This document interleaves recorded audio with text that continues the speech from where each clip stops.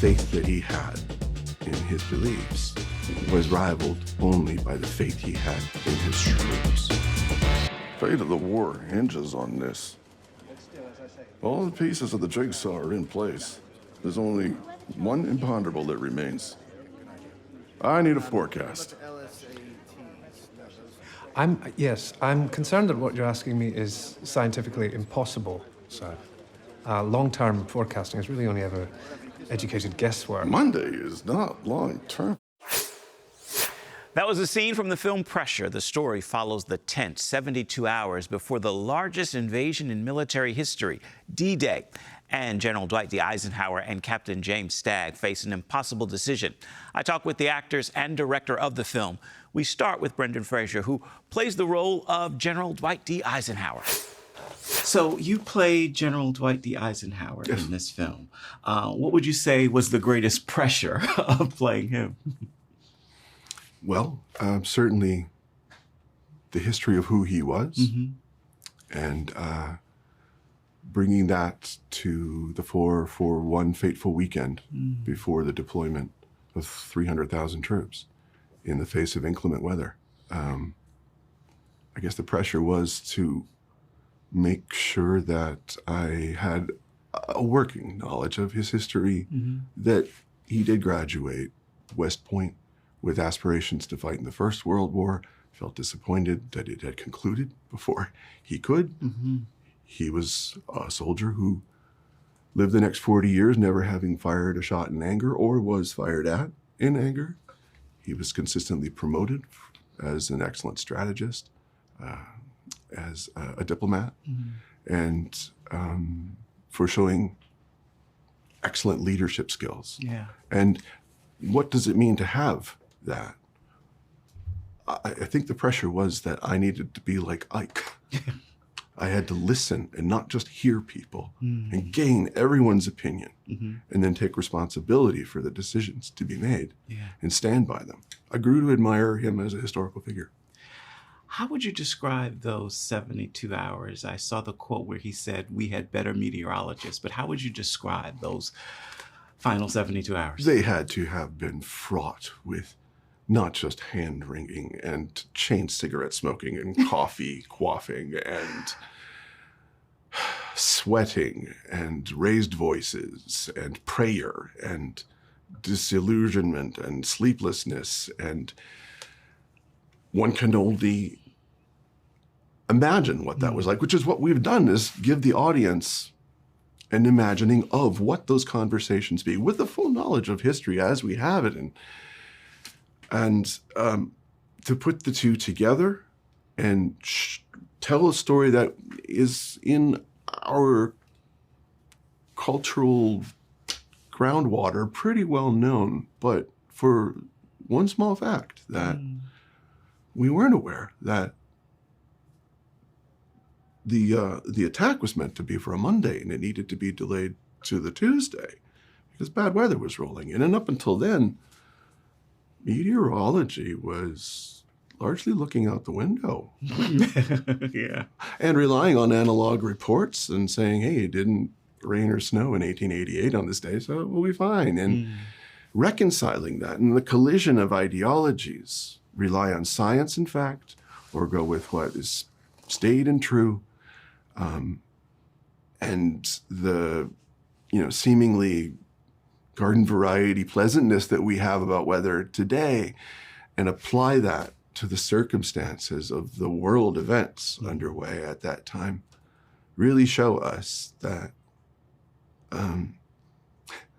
as a personal view, as a species, there's something to be said if we shake our fist at the sky and say, I don't like what you're doing right now, because as we all know, Mother Nature does not give a flying leap what we think or feel. It's the way you...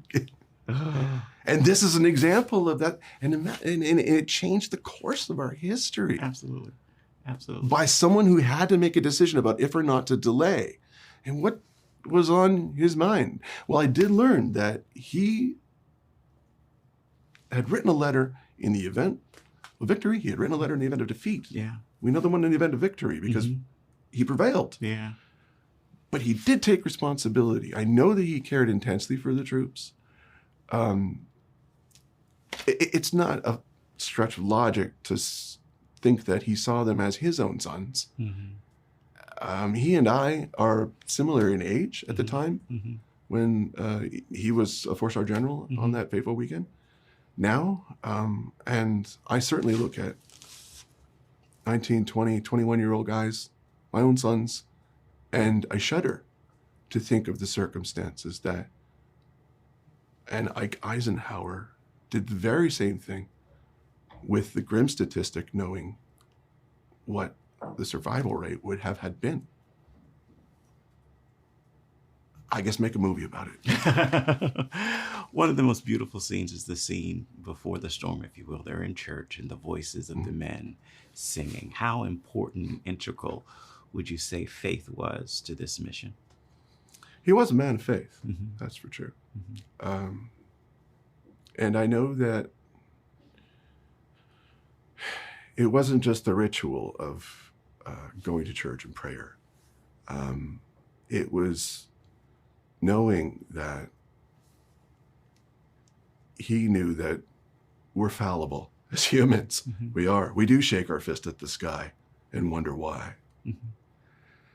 And he did know that we can only keep trying, and what we must do is believe in one another.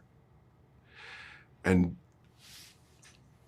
if I am to suppose an accurate answer, it would be that the faith that he had in his beliefs was rivaled only by the faith he had in his troops.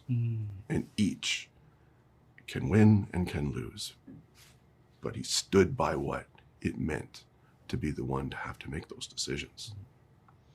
What was your first connection to this story? Do you remember when you first read, first saw? What was your first connection? I was unaware that there was a delay from Monday to Tuesday, for reasons being that the weather was off. And I was not appreciative of what that meant. You can't just turn around 300,000 men. You can't just delay for 2 weeks and wait for the tide to change to the way that you like it to be without indicating to the enemy that you've just shown your cards. I knew none of this. Of course, they came with research and with reading the script and doing my job, which I was happy to. And I did grow to admire him. He was a product of his time. But I did grow to admire that he was an individual who listened to everyone, didn't just hear them. And he took responsibility. He was the supreme commander of the Allied forces. And that was fraught in its own way, considering that, yes, there were opposing forces from within the same house who wanted to be in charge, and who was the one to take responsibility for what was absolutely part of the equation. But in the end, I think it was down to perseverance and faith. And honestly, this film exists as a testament now to remind us not only what was at stake at that time, but remind us what leadership looked like then and the reason why we went to war at all in the first place.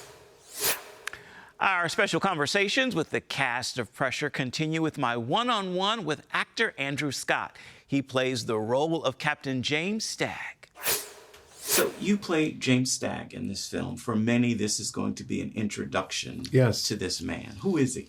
Well, Group Captain James Stagg was the chief meteorological officer, and he was asked to give advice on what way he felt the forecast was going to be before the D-Day landings.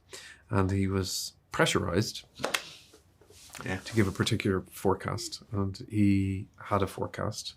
And that was the one that he believed, based on the data that he collected, was going to be the most accurate one.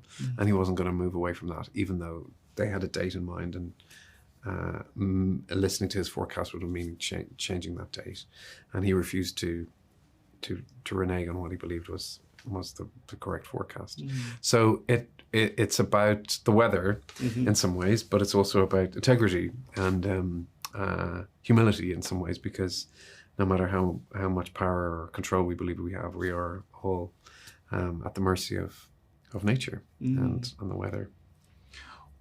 Where do you think that integrity and fortitude for him came from in terms of your study about him? Where do you think that came from? I think he was a really humble person. And I think he had great passion for his subject, you know. And so he didn't really need to be the big I am, you know. He didn't need to be, he had a great expertise and a great respect for all the work. He was pretty formidable as a person.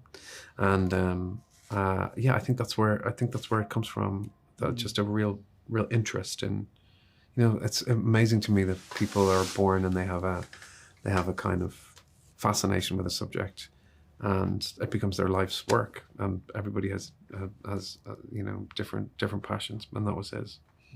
How would you describe those 72 hours leading up to D-Day, having now played this role? Well, I wouldn't begin to understand what it was really like for the people and the enormous stakes. But what I think is so notable about all the characters, not just James Stagg, but all the people who were involved in making that decision, was again that word, the humility of it and the responsibility and the sense of duty. What is the right thing to do? Who are delegating expertise, listening. That's a huge one.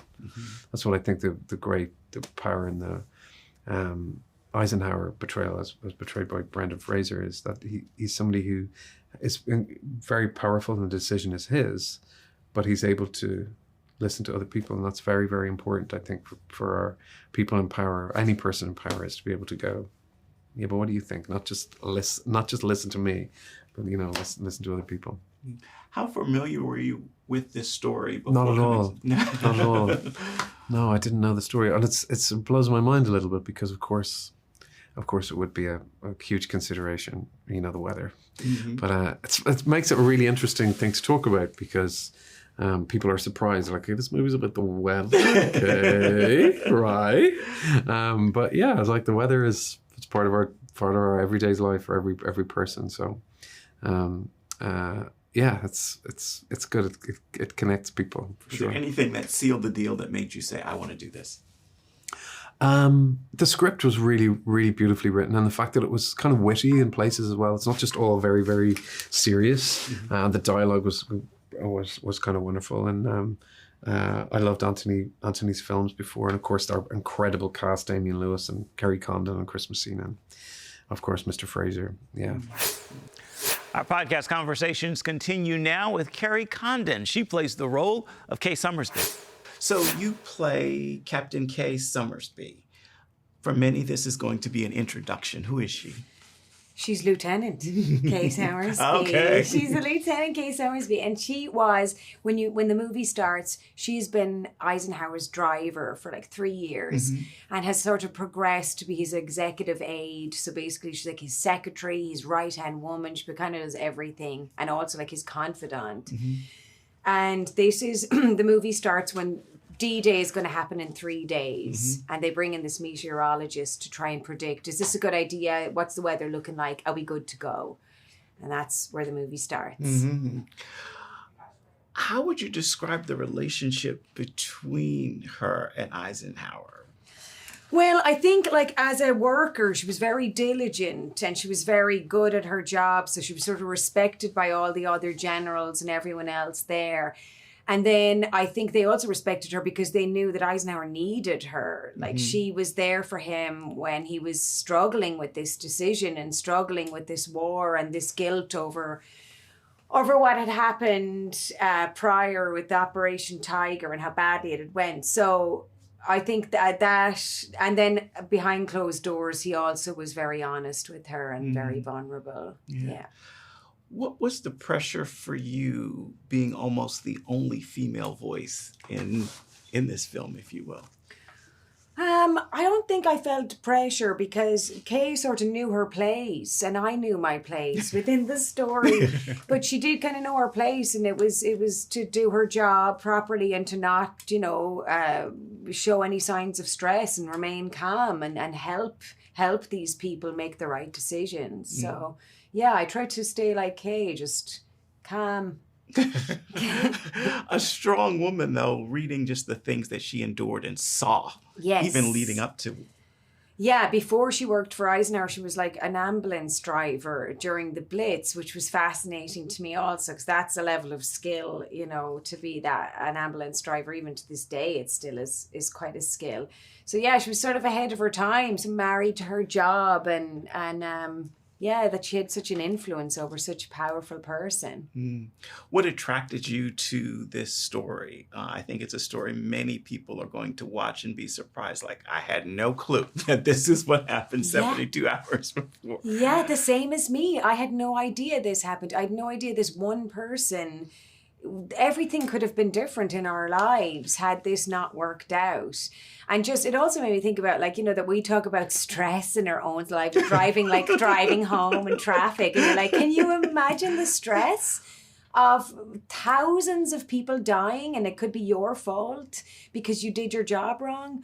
It just you know, really made me think about that. And also the just D-Day itself, you know, just like all the sacrifices and the lives that were made for us to be here now and have the privileges that we have now. It just was very moving seeing the real footage and those real soldiers that's in the movie. What do you think of the timing of this? This comes out at a time where America is celebrating 250 years of existence, and now we're going to get this piece of our history to look I know, 250 years seems so young. I know. Doesn't it? Like little baby America. Yes. Right? Indeed. It's nothing. Just fascinating, and people working together, you know, and then just the tragedy of war too, and maybe we can just reflect on that and just, like, you know, it's never a good outcome, you know, no matter what the case.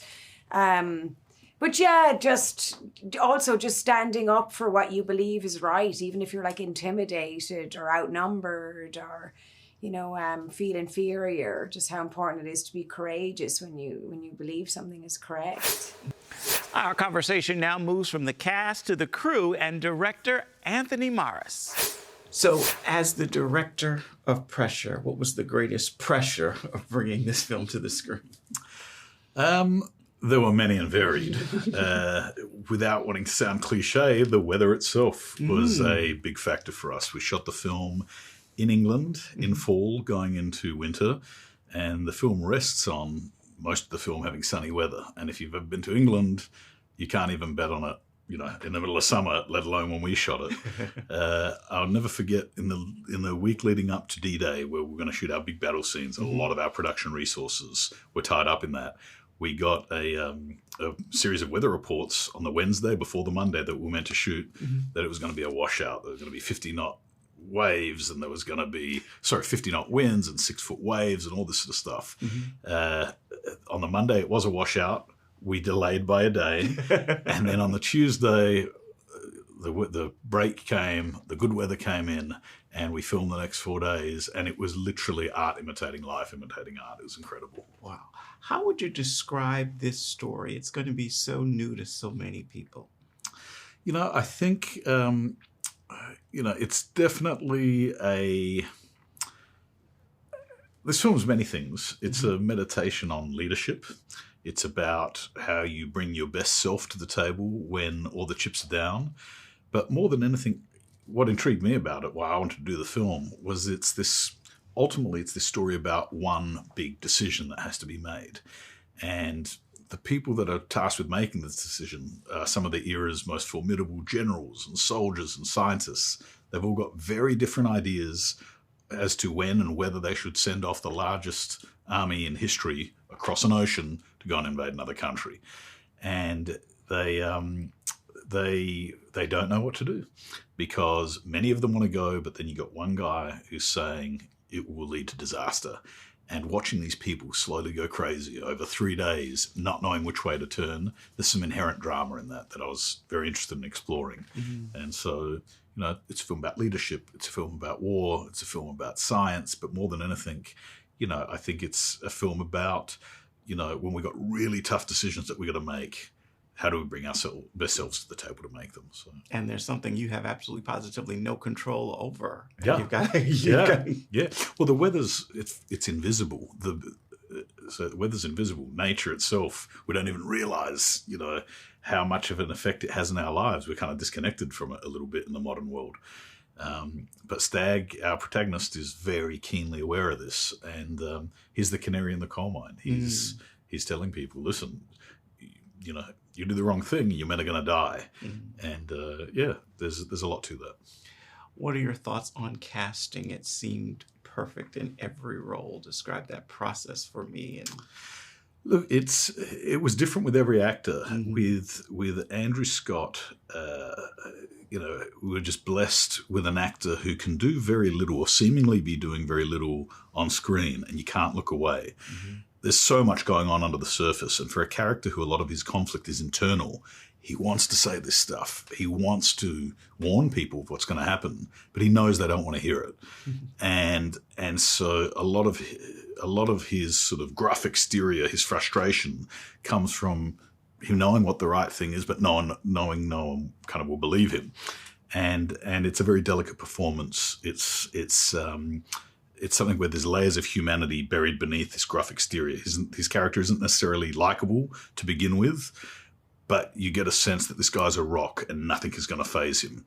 Eisenhower is a very different depiction as to how we generally commonly know Eisenhower, the president.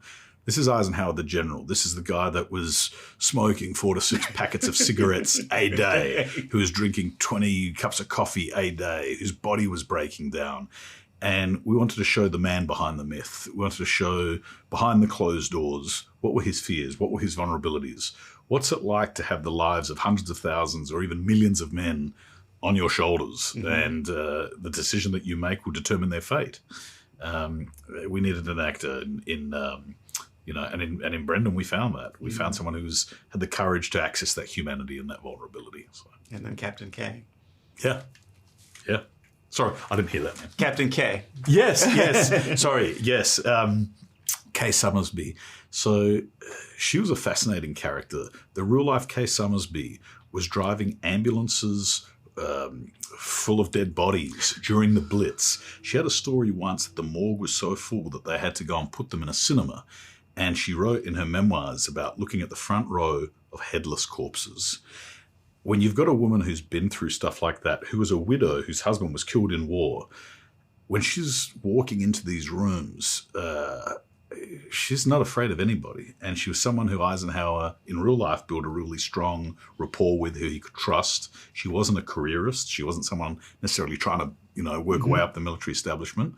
And so she was someone Eisenhower could confide in. And for us as filmmakers, as screenwriters, it was a really important relationship to get to the inner psychology of Ike and what was going on in his head behind the facade that he had to put up amongst all the different men that were around him. Yeah. This film is released as America celebrates a major anniversary. How special and significant is that for you? Look, it's hugely significant because this film is, enmeshed in the cultural memory of our country and of the country I come from as well. In Australia, England, many allied nations worked together in order for D-Day to be a success. In fact, at the 75th anniversary of D-Day, there was a huge event that was held at Suffolk House, the real-life place where this happened. And you had the world leaders of all the allied nations, Queen of England, presidents, prime ministers, all attend. And they actually saw some scenes from Pressure that was performed at the time. Oh, wow. And, your audience can go and look that up. And, I hope that our film has the same resonance as the play managed to have for its audience. I love the film. Looking back, I'm curious, what ended up on the cutting floor that you just had a hard time parting with? To be honest, not much. I wrote the film with David Haig. I think I directed it in my head 50 times before we ever turned the cameras on. And to be honest, the edit was just a natural evolution of that. There weren't major changes or anything like that. It was paring things down here and there, but it was very much a natural evolution of the process. And, it took time to edit it because we're also incorporating real-life archival footage into the material. And so audiences will kind of get a front row seat of not just what we recreated, but what we enmeshed with real-life images of thousands of soldiers, storming the beaches of D-Day and the lead up to it. And so, I was proud of how all that worked out, to be honest. Pressure is in theaters nationwide right now. We thank you so much for joining us for this edition of Conversations from Studio 5 and making us your weekly destination for uplifting interviews with a strong focus on faith. For more on Studio 5, the interviews, and our lifestyle entertainment world, be sure to check out our YouTube page. You can do that simply by searching Studio 5 with Efrem Graham. Hope you'll join us again right here next time on the podcast. Bye-bye.